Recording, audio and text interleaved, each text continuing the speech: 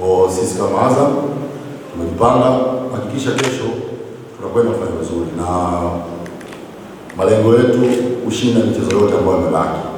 Na ukiangalia michezo takriban 8 ya mashindano tofauti wote tumepata matokeo. Kwa hiyo mwendelezo wetu wa kuweza kupata matokeo na mchezo wa kesho kwetu tunauchukulia kwa umuhimu mkubwa sana, hususan ukiangalia raundi ya kwanza tumecheza na wapinzani wetu kuweza kutoka sare katika mchezo wa kwanza.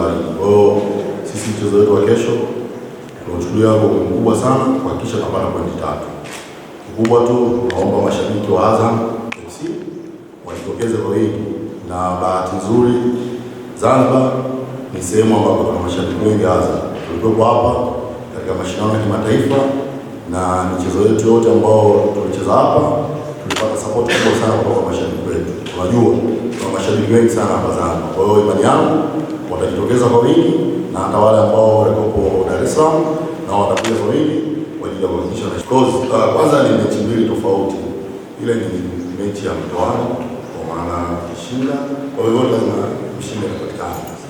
Hii ni mechi ya ligi na ni mechi mbili ambazo zina mahitaji tofauti. Sisi tayari tushamaliza mechi toka mwanzo. Sisi tunaiangalia Yanga na mechi ya ligi. The way vile watakapokuja, kwa kuwa tunawajua wanapocheza, tunajua ubora wao kwa sehemu gani, na pia tunajua wanapofunga kwa sehemu gani. Lakini ni mechi ambayo itakuwa tofauti, lakini itakuwa ni mechi ya ushindani. Kama nilivyotangulia kwa awali, tumecheza nao takriban mechi 4. Tumecheza kwenye ligi ya kwanza kutoka na sare, tumecheza kwenye finali kutoka sare na kwa penalty, tukacheza kwenye muungano, lakini juzi mchezo 3 ya ligi moja, huu tunaenda pili.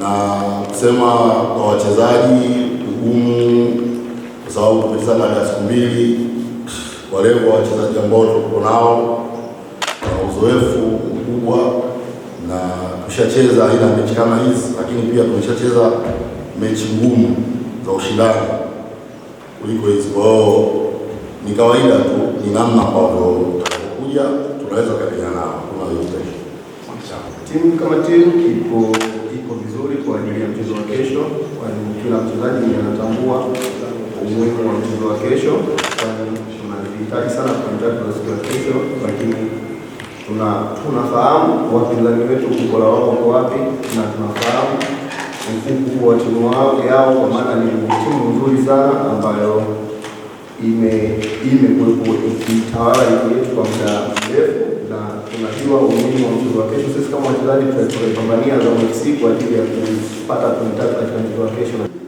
Kwa quality zilizokuwa katika timu yetu, sidhani kama kuna mchezaji yote atakayekuwa na pressure na mchezo wa kesho, kwani nimetangulia kusema tumeshacheza nao zaidi ya mara 3. Kesho ni mchezo wa 4, tunaenda kukutana katika msimu mmoja.